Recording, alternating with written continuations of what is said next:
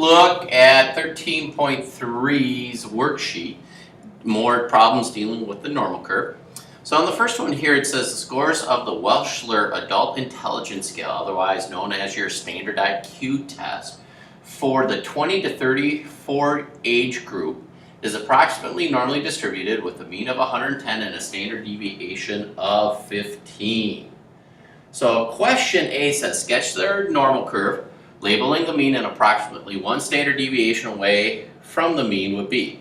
So we've been doing problems like this even in our last lesson, so just more practice. So there's our normal curve. Our mean smack dab in the middle was 110.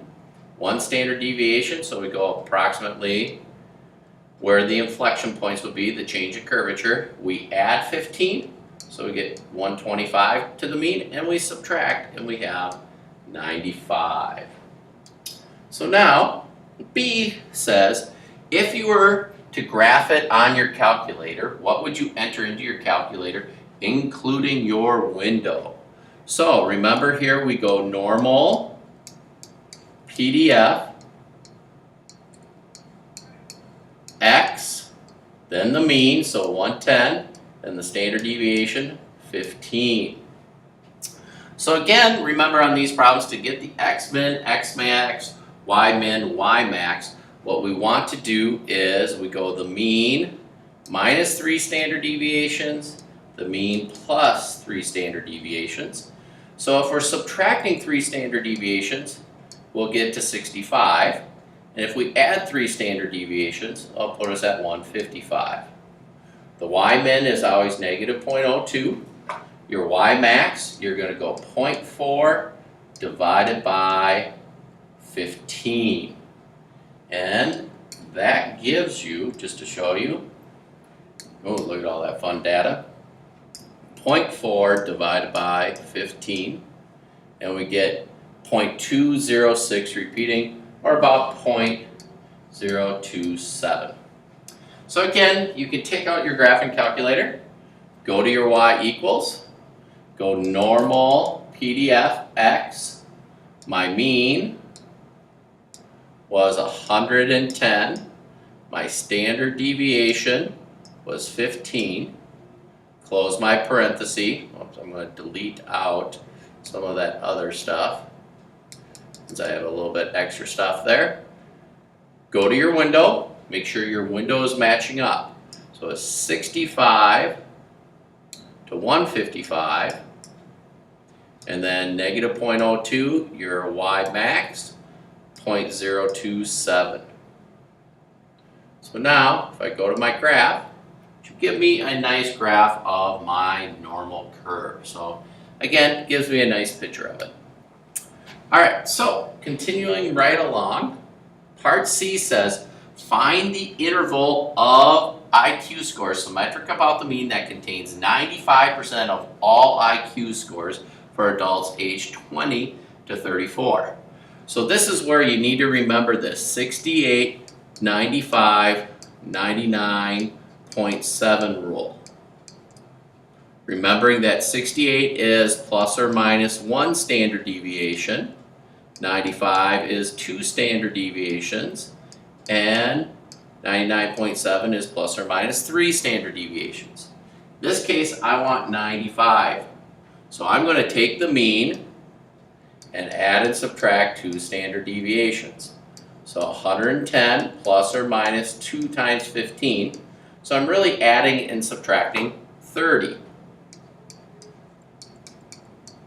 So if I subtract 30, my interval starts at 80, and it goes to 110 plus 30 is 140.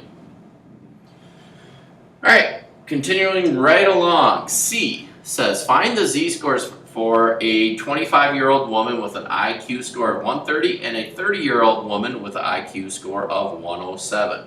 What do each of the scores mean in the context of our problem?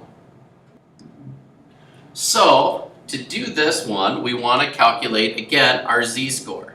So z-score, we just need to remember the formula. Z-score is taking your score minus the mean, dividing it by the standard deviation.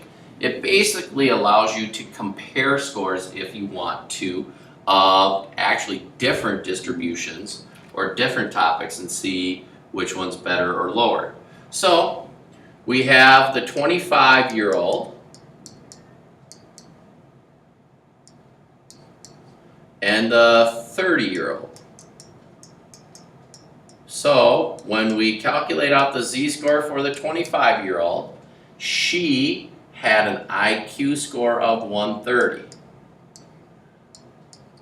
The mean was 110, the standard deviation was 15. So when we calculate that out, we get 1.3 repeating. When we do it for the 30-year-old, her IQ score was 107. 107 minus 110 divided by 15 is negative 0.2. So the question also asks you, okay, to say what do the z-scores actually mean? What do they represent? Well, it tells you how many standard deviations your score is above or below the mean. So we would say something like this. The 25-year-old woman or woman's IQ score is 1.3 repeating standard deviations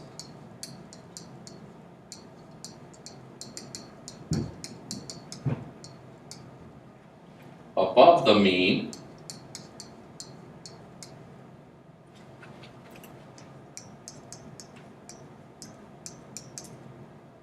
while the 30-year-old woman's IQ score is negative, or is just say 0.2, don't have to say the negative, 0.2 standard deviations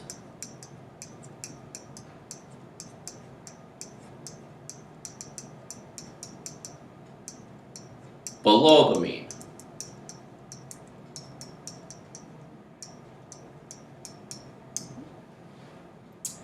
All right, question E. Using the 68, 95, 99.7 rule, what IQ score would place an adult ages 20 to 24 in the 16th percentile? So this one's a little bit trickier because I want to use this 68, 95, 99.7 rule. If I'm thinking about 16th percentile on the normal curve, I'm looking at a score where this area right here represents 16% of the data. Well, I can tell you right now, if I'm talking the middle 99 and 95 percentile, this value will have nothing to do with it. However, if I look at the middle 68%, these two sides, this side here and this side here, have to be equal in area. So if I take 100%, subtract 68%, that leaves me 32% for both those areas. So then if I divide that by 2, that leaves me 16%. So I know that this score X is located at the mean, but I'm going backwards. So this score here is located at the mean minus 1 standard deviation. So my score would be 110 minus 15 or 95. So an IQ score of 95 would be at the 95th percentile.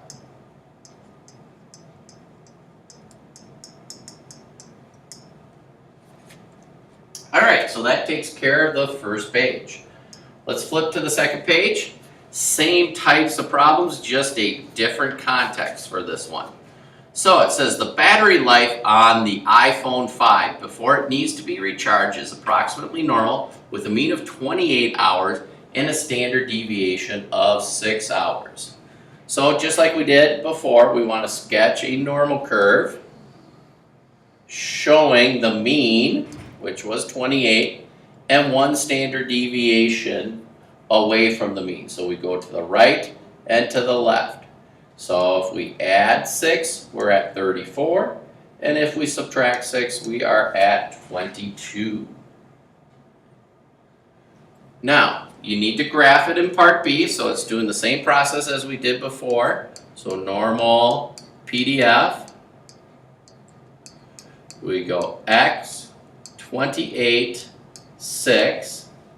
So again, the mean minus 3 standard deviations. So 28 minus 18 in this case is 10. And the mean plus 3 standard deviations. So 28 plus 18, and I get 46. The min is always negative 0.02. Your max is 0.4 divided by 6, which ends up being 0.067. So again, I'm not going to take the time and plug it into my calculator just to save a little time, but you can plug all these values in your calculator and you should be able to get the graph. Part C then says find an interval for the battery life of the iPhone 5 symmetric about the mean that contains 68% of all batteries. So 68% is plus or minus 1 standard deviation away from the mean. So we're using the rule just like we did on the previous problem. So in this case, I'm going to go 28 plus or minus 6. We actually have the interval graphed up above. So it's 22 to 34 hours.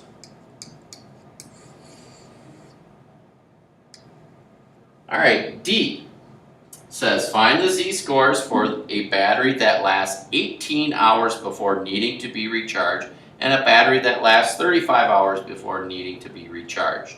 What do the z-scores mean in the context of the problem? So again, we're going to calculate out z. So we're going to do it for a battery that is 18 hours and 35 hours. So to calculate out z, we take our score minus the mean, which was 28, divided by the standard deviation, which was 6. So on this one, we get negative 1.67. And on the 35 hours, we get 35 minus 28 divided by 6. And we get 1.16. Or actually that would probably, if we were going to round to 2 decimal places, it would be 1.17. So, in the context of this problem, what does the z-score mean? So we would say a battery life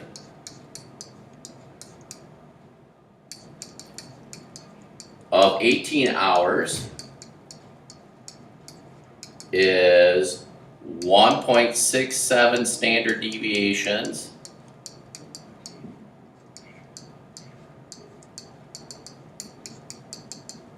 below the mean,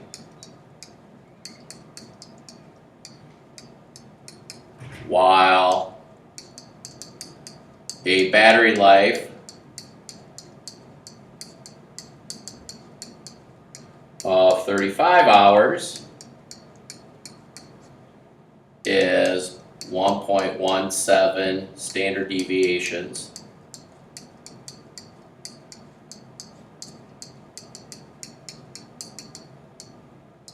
above the mean.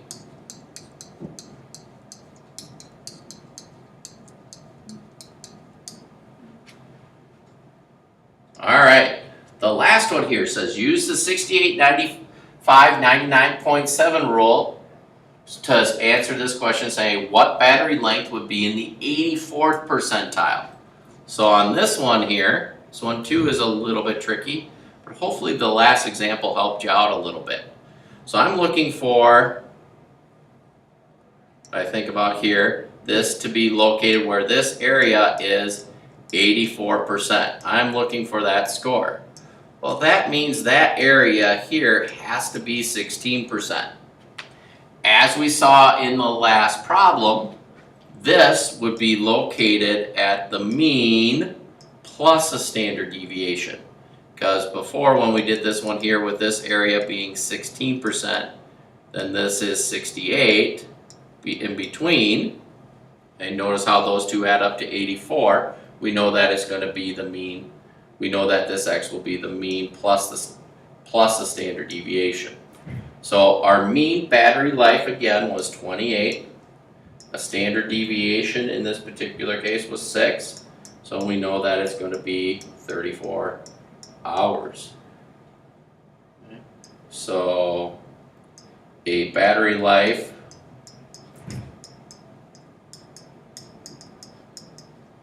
of 34 hours is at the 84th percentile. All right, that ends the video and the last lesson for this unit.